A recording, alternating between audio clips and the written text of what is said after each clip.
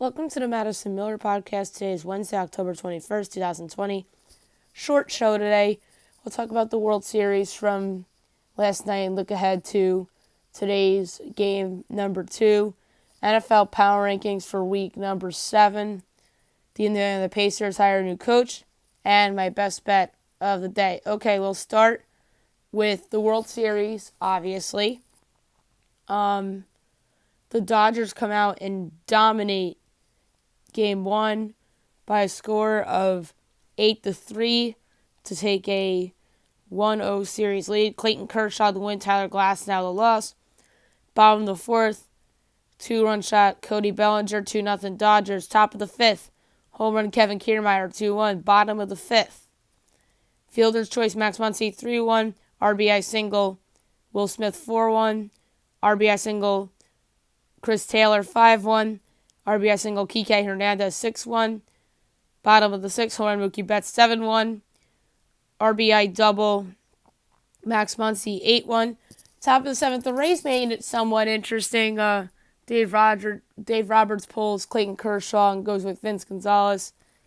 RBI single, Mike Brousseau, 8-2. RBI single, Kevin Kiermaier, 8-3. And then there was a lucky double play at the end of that inning where I want to say it was Mike Zunino that lined it to the catcher. Yes, it was Mike Zunino that lined into the double play to Vince Gonzalez and threw it to second, and then Mike Brousseau was doubled off second, and that pretty much was it. Clayton Kershaw, 6 innings, 2 hits and a run, a walk, 8 strikeouts. Dylan Floro, a third of an inning, 2 hits, 2 runs, and a strikeout. Vince Gonzalez went 2/3, gave up 2 hits. Pedro Baez, 1 inning. Joe Kelly, 1 inning. Tyler Glasnow, 4 1/3, 3 hits, 6 runs, 6 walks, 8 strikeouts. Ryan Yarbrough went 2/3. Josh Fleming went 2 2/3. John Curtis went 1/3. The good news for the Rays is that they saved most of their good guys for tonight. 8 o'clock on Fox, you got Blake Snell and Tony Gonsolin. Gonsolin has seen some time in the postseason. Dodgers are slight favorites at -132. Rays are +132. Total at 8. But that's at FanDuel. But over at Sugar House, Dodgers -150, Rays -128. Total 8, under -108, over -110. So the line is slightly different for Tampa in game number 2 for Sugar House than it is for FanDuel. But my play for the game, I'm going to take a shot again with Tampa Bay. Blake Snell has pitched really well. I think that the Rays made a mistake by taking him out in the other game, and I think that he wants to prove to his manager, Kevin Cash, that he doesn't want to be taken out. So I think it's a motivation factor. I think the Rays bullpen will be a little better. I'm going to say Tampa Bay tonight. So give me the Rays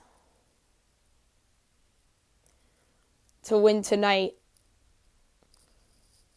against the Dodgers, +128 at Sugar House on the money line. Now we'll move on to my NFL Power Rankings for the week.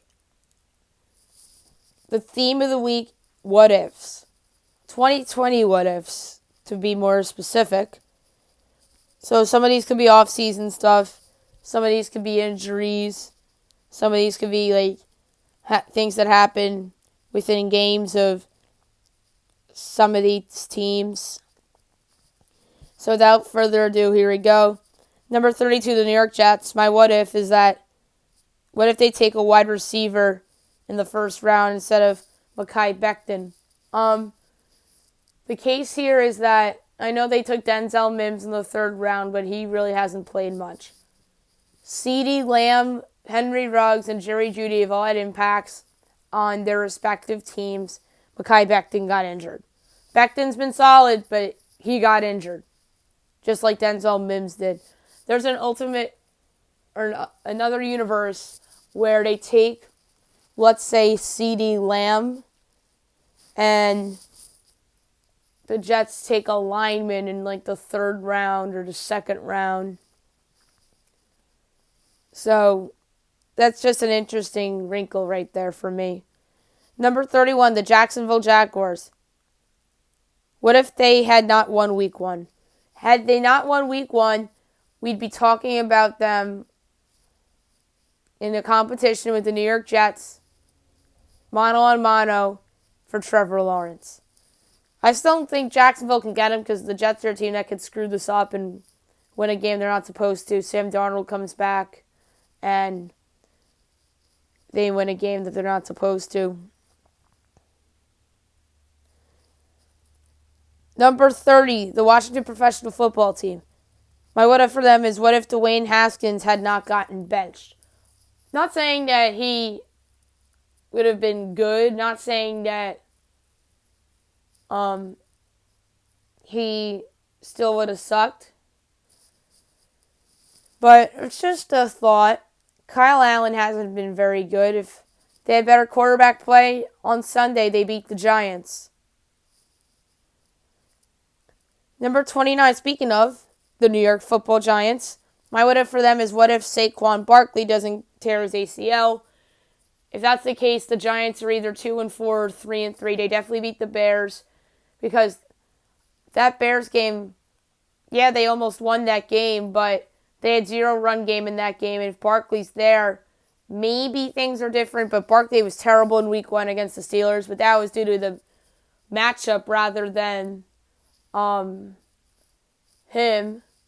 because TJ Watt and Stephon Tuitt knew what to do against Barkley. They had a good game plan for him. And to me, they probably beat the Bears if Saquon doesn't tear his ACL. And maybe they beat the Rams too. And maybe we're talking about a first-place New York Giants team. And maybe we're not talking about Daniel Jones taking a step back. And that's as well as Devontae Freeman is playing, by the way. And he's really turned it around after a slow start. Like last 2 weeks, he's been very good for the Giants offense. He's actually looked like Saquon Barkley a little bit the last couple weeks. But maybe that's due to the defenses they've played. Who knows? We'll see. But my what if is, what if Saquon Barkley doesn't get hurt? Because I think he's a very special player when he's healthy, and he's just a game changer for me. Even though they haven't won anything with him in the 2 years prior, but that was due to Eli Manning, and then that was due to a bad offensive line. And their offensive line still sucks, but I'm just throwing that out there as the what if. And maybe they have Barkley and things are just a little bit better. Maybe they're 2-4 rather than 1-5 or 3-3. Maybe they beat the Rams. Number 28, the Cincinnati Bengals. What if there was no offensive pass interference on A.J. Green, then a missed field goal by Randy Bullock in week 1? Then we're talking about the Cincinnati Bengals being a 2-3-1 football team. The other what if is, what if there wasn't a tie in week 1 or week 3 against Philly? That's another good one too, but this one stands out to me a little bit because it was just their typical Bengals loss. Joe Burrow wasn't terrible in that game, but he did throw on the worst interceptions I've ever seen in that game too. Number 27, the Houston Texans. DeAndre Hopkins isn't traded. Yeah, no shit, Sherlock. The Texans are obviously not 1-5 if DeAndre Hopkins is there. I know their defense was terrible against the Titans, so can't blame him. His trade for that. Maybe they beat the Vikings if he's there. Maybe they beat Pittsburgh if he's there. Heck, maybe they are more competitive with the Chiefs and the Ravens if he's there. Maybe at worst they're 2-4 or 3-3. But that's still an awful trade. You can't convince me otherwise. A top 3 receiver for a second-round pick is why Bill O'Brien's no longer the coach. Another good one would have been what if they fired Bill O'Brien after the playoff game last year. And then we're talking about DeAndre Hopkins probably still being with the Texans. Romeo Crennel's not their coach. There's a lot of other factors for that one as well. But to me, what if they don't trade DeAndre Hopkins is a better one than what if they fire Bill O'Brien after the playoffs last year. Number 26, the Minnesota Vikings. What if they kick that field goal against Seattle rather than go for it? Russell Wilson actually defended the Vikings going for it on Bill Simmons' podcast last weekend and said that if he was in that situation, he would have went for it to put him away rather than, even if they do kick the field goal, you give them a chance to get a touchdown in the game-tying two-point conversion, which is hard. I've seen teams do that before and then kick the field goal, and then the other team comes back and gets a touchdown in the game-tying two-point conversion. Sometimes it would work out, sometimes it wouldn't. But yeah, that's a good what if. To say they kick the field goal, Seattle probably worst case scenario sends it to overtime, and then maybe we're still talking about the Vikings being 1-5 at this point, because that would be so Vikings of them to kick the field goal, and then Russell Wilson marches down the field, and people are saying, "Oh, Mike Zimmer should have went for it." Yeah, that would have been the case too. So I think they're in a lose-lose situation there. Number 25, the Atlanta Falcons. What if they recover the onside kick in Dallas? This is a good what if. Maybe Dan Quinn still has his job. And obviously that team is 2-4 rather than 1-5. 24, the Los Angeles Chargers. What if Derwin James doesn't get hurt? This is a good one because the Chargers defense in my mind is underachieved this year. If he doesn't get hurt, they're obviously not 1-4. They're probably 2-3. Maybe 3-2. Number 23, the Detroit Lions. What if DeAndre Swift doesn't drop the touchdown pass against the Bears?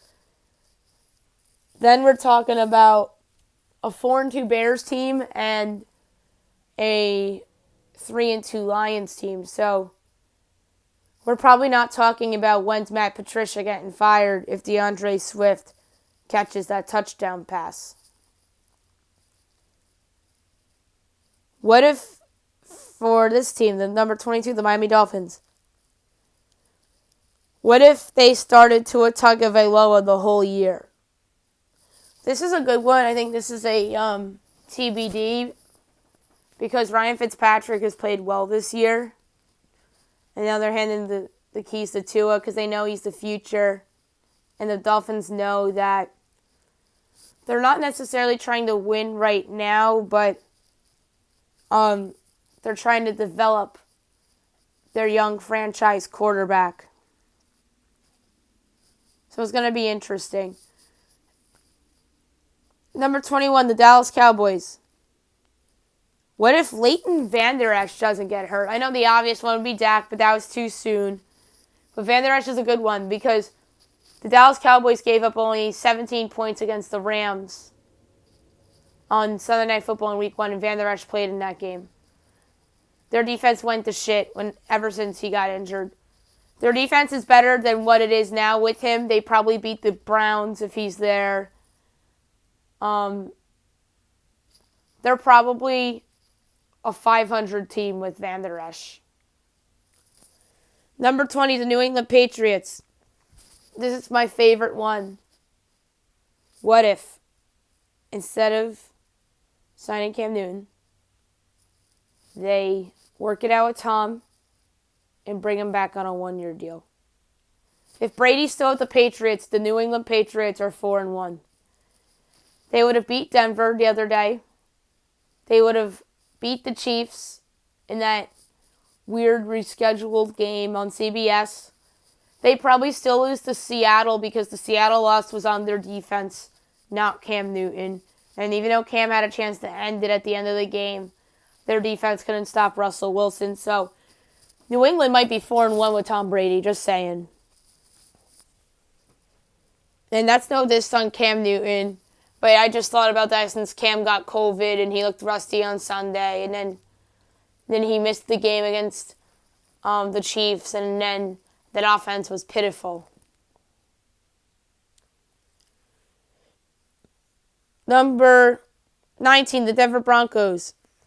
My what if for them? What if Drew Lock doesn't get hurt? Maybe they beat the Steelers in week 2. They're probably more competitive with Tampa in week 3. Denver's probably 3-2, not 2-3. Maybe they beat Pittsburgh. Number 18, the Philadelphia Eagles. What if their big 3 of wide receivers doesn't get hurt? That means they obviously don't discover Travis Fulgham. And they probably would have beat the Ravens because that Hightower is not good. Greg Ward Jr. is not good. They drop passes left and right. Fulgham was a nice diamond in the rough they found. But those 3 players that have been missing over the last couple weeks in Deshaun Jackson, Alshon Jeffrey, and rookie Jalen Reagor, if they're there, they beat the Ravens. They probably beat the Bengals in week 2 and cover that game. So we're probably talking about a first-place Philadelphia Eagles team if the wide receivers were able to stay healthy. Number 17, the Carolina Panthers. My what if for them is what if Christian McCaffrey doesn't get hurt. If CMC doesn't get hurt, they beat the Bears. And we're talking about a 4-2 football team. Probably. Number 16, the Las Vegas Raiders. My what if for them is what if they pick another corner instead of Damon Arnette. This is interesting. I don't like Damon Arnette. I don't think he's shown me anything this year. Meanwhile, Jalen Johnson for the Chicago Bears has been marvelous. AJ Terrell's been a little bit better than I thought, although he has COVID, so you can't say that. He hasn't really done that much. CJ Henderson was great the first couple weeks and he dropped off, but he was already off the board. Jeff Gladney hasn't been that good for Minnesota. He's been a little bit worse than Damon Arnette, but I just don't like Damon Arnette. I'm sorry. So it's just, or maybe they pick somebody else. Maybe they pick a pass rusher or something, or a D lineman. So yeah, it's a good what if. Maybe they trade back. But I still think they overdrafted Damon Arnette. 15, the San Francisco 49ers.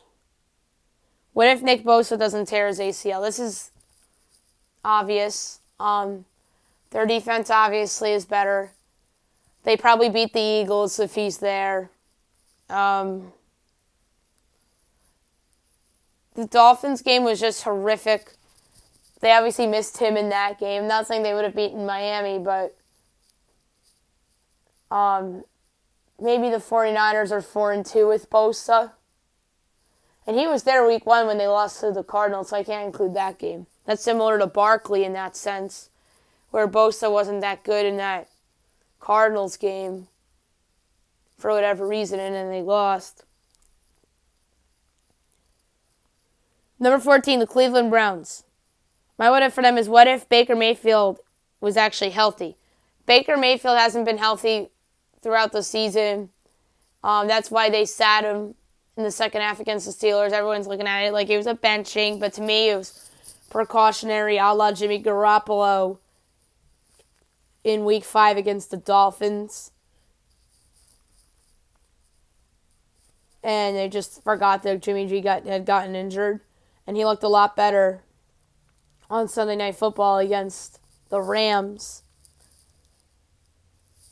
So yeah, if Baker's actually healthy, then the media heads aren't having this silly, is Baker Mayfield holding the Browns back conversation. Number 13, the Arizona Cardinals. What if they take an offensive lineman instead of Isaiah Simmons? Isaiah Simmons has not been good this year for the Arizona Cardinals. He's been a major disappointment. Maybe, let's say in the world, they take Tristan Wirfs, who's been very good this year for the Bucs. Maybe they take him, and maybe some of their outcomes would be different. Maybe they beat the Panthers. Maybe they beat the Lions. With the Lions game, that was more Kyler just being really bad in that game for whatever reason. But the Panther game, they were shredded on defense. So maybe it's not that. So yeah, that's my what if. And there's going to be a matchup down the road where they're going to come up against a good pass rush. And it'll come back to bite them a little bit. I'm talking about the Los Angeles Rams and Aaron Donald, obviously. Number 12, the Indianapolis Colts. What if they stick with Jacoby Brissett instead of signing Phillip Rivers? Rivers at points this year has looked washed up. Meanwhile, there's been times where he's looked like the Phillip Rivers of old, like he did in that comeback on Sunday against the Bengals. I think if they stuck with Brissett, they're probably 3-3 or 4-2. They probably don't come back and beat the Bengals. I just think Brissett's overrated. There's moments last year that proved it in my mind. So I still think signing Rivers was ballsy and a risky choice worth taking. But they're 4-2 with him, and he's been good at times, and there's been other times where he wasn't good. Number 11, the New Orleans Saints. My what if for them is easy. What if Michael Thomas doesn't get hurt? If Michael Thomas doesn't get hurt, then we're not talking about a possibly washed-up Drew Brees. Because he did not look good in the second half against Tom Brady and the Bucs in Week 1. In Vegas in Week 2. Parts of the Packer game. And then parts of the Chargers game, which the Saints came from behind and won. So similar to Rivers in that sense. But the Michael Thomas loss is huge for Brees, and I think the presence of Michael Thomas is a big reason why Drew Brees was rejuvenated over the past couple of years. Number 10, the Los Angeles Rams. This is a kind of obvious one. What if the defensive pass interference isn't called in Buffalo? Then I think people aren't talking about the Rams as this fraudulent team that's 4-0 against the NFC East. So the Rams and the Bills are looked upon differently if that defensive pass interference isn't called in Buffalo. And I think it's more of a what if for the Rams than it is for the Bills. And the Bills are at number 9. My what if for them is what if Trey White was healthy. The defense underperforming, I think, has a lot to do with the health of Trey White. He hasn't been healthy all year. I'm not saying they would have beaten the Titans. Their defense was just shredded in that game. Maybe they beat the Chiefs with a healthy Trey White. Maybe. Not for certain. I'll say this. Maybe the Rams don't come back and make that game interesting against them. So yeah, Trey White being healthy to me is a good what if for Buffalo. Number 8, the Chicago Bears. My what if for them is what if they stuck to Mitch Trubisky. Then they're obviously not 5-1. They lose to the Falcons. They lose to the Panthers. They lose to Tom Brady. And they're 5-1. And the reason why they beat the Giants in Week 2 is because the Giants didn't have Saquon Barkley. So, and that was not on Trubisky, and they were lucky because Bobby Massey caught that odd first down. So, there's some what-ifs with the Bears. I think I pointed out 3 games that they lose with Trubisky instead of Foles. And the Bears I think we're talking about a 2-4 football team with Trubisky, not a 5-1 team with Nick Foles. Number 7, the Green Bay Packers. This is obvious. What if they took a wide receiver instead of Jordan Love? Maybe Ayuk. Let's see where I'm gonna look at the draft. Who would have been available for them? No, Ayuk was gone. Jefferson was gone. They could have had T. Higgins, who's been good for Cincinnati. They could have had Laviska Shenault, who's been good for Jacksonville. Chase Claypool was on the board. He's been really good. Maybe they trade down instead of trade up from the Miami spot. Maybe they stay at 30 and take T. Higgins or Michael Pittman, or maybe they trade back in the second round, get more assets, and drop to maybe the Colts spot at 34. And the Colts move up and take... Maybe the Colts move up and take a defensive player, and Green Bay moves back and takes a receiver. I mean, there's some good what-ifs for that. But if so, we're talking about the Packers differently. Yeah, they're 4-1, but I know the one loss was because of their defense and because of their offense. That's just a bad game all around for them. But that overreaction is coming up after this loss, so it's worth mentioning. Number 6, the Baltimore Ravens. What if Lamar Jackson developed more as a passer? If he did, then we're talking about the Ravens differently. Absolutely. Number 5, the Tampa Bay Buccaneers. What if they didn't discover Scotty Miller? Scotty Miller has emerged as a good number 3 guy this year. He's been the number 2 in some cases this season, with Mike Evans and Chris Godwin being injured. He's been their diamond in the rough that Tom Brady's discovered off a tree. Just like he discovered these random little wide receivers off the trees. So it's going to be interesting to see once Godwin and Evans are completely healthy. With Scotty Miller, do they still use him in this offense? Number 4, the Seattle Seahawks. What if they re-signed Jadeveon Clowney? Then obviously their pass rush is better. Their defense as a whole is better. We're not talking about them really as a fraudulent, undefeated team if Jadeveon Clowney is on the team. Because then we're talking about them having a decent pass rush led by Clowney. But yeah, the decision not to bring him back will come back to haunt them, maybe against one of their division foes. That actually is a good line. Like, the Rams line's been solid this year. 49er line's been on and off. It was good against the Rams, which was strange. Number 3, the Tennessee Titans. What if they didn't pay Ryan Tannehill? Ryan Tannehill's been unbelievable again this year. What if they don't pay him, and what if they, I don't know, what if they draft the quarterback and they think that Ryan Tannehill is a one-year wonder? Then we're not talking about the Titans as an undefeated team, that's for sure. Number 2, the Kansas City Chiefs. What if Damian Williams didn't opt out? Then we're talking about a loaded rushing game. We're talking about Le'Veon Bell probably signing with another team, probably the Bills, ironically enough. But yeah, Damian Williams was a big part of their Super Bowl run. Maybe we're not talking about Clyde Edwards-Helaire being this awesome rookie running back. But yeah, so that is a good what if for me, for Kansas City. And number 1, the Pittsburgh Steelers are my number 1 team. They look like the most complete team.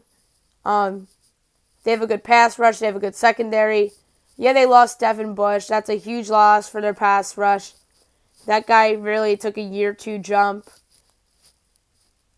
And now it's going to be interesting to see if they go out and trade for a linebacker that's available as like a 1-year rental. Like Avery Williamson of the Jets would be an interesting trade target for them.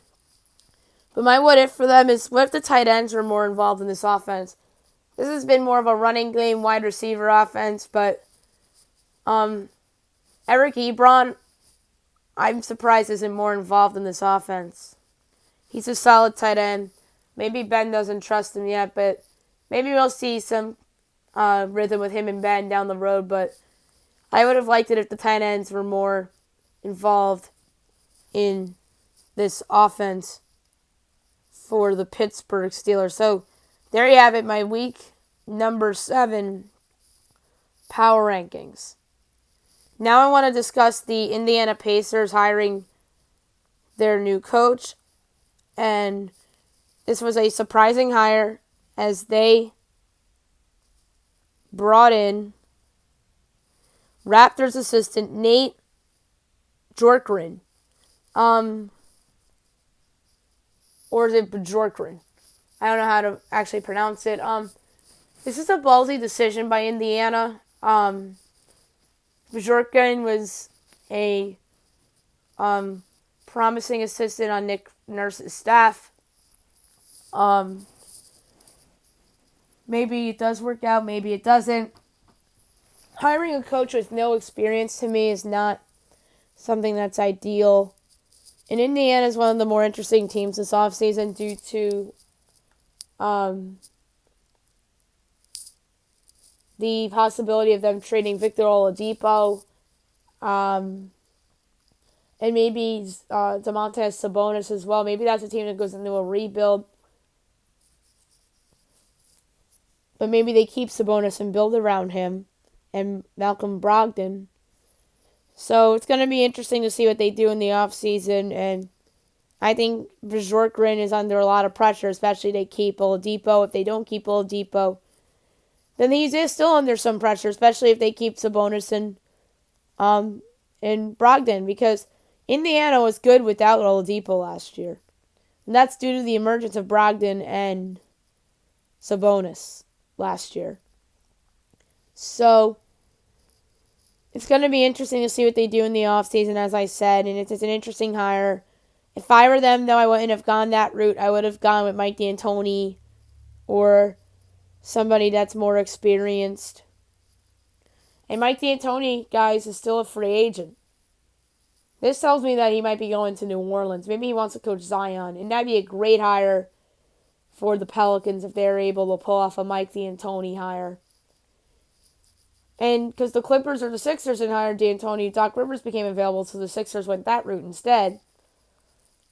And I think that would have been a better hire for them than D'Antoni, only because Doc Rivers will get them to play defense, unlike Mike D'Antoni. And now, obviously, the Rockets' job's still open. I'm going to say they hired John Lucas because he's a good relationship with James Harden and Russell Westbrook. I know Jeff Van Gundy's name's been very hot with the Rockets. He lives in Houston, so it makes sense for them to hire him. And I heard that his meetings with the Rockets went well, so it's going to be interesting to say if they what they do. I'm going to say it's John Lucas for them, and I'm going to say MDA goes to the Pelicans, and NBA Twitter goes nuts. And I think that'd be great for Zion and helping him develop. And plus, he's a win-now coach, too. And he's someone that helped develop Amari Stoudemire into the player he was as well.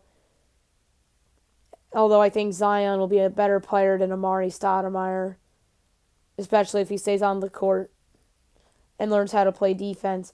But that's the case against D'Antoni, that he's not a good defensive coach. But Zion, I always thought, was a better defensive player in college than given credit for, so maybe he shows a little bit of rim protecting in his game next year, regardless of who the coach there is.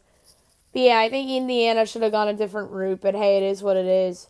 And I think this tells you that maybe they are not trying to win in 2020, 2021. But I could be wrong. the Raptors wound up hiring Nick Nurse, who was the assistant under Dwayne Casey. And they still had the same core intact, though. And they kept everybody together. They traded for Kawhi Leonard, and the rest is history. So yeah. And then they were good without Kawhi Leonard this past year, too. So, yeah. So there you have it on my take on the hire of new Pacers coach Nate Bjorkgren. And now my best bet of the day, brought to you by Sugar House. I said it earlier, I'm going back to the well with the Rays. They're plus 128 tonight. I think Blake Snell is going to be in FU mode due to the situation from the last time.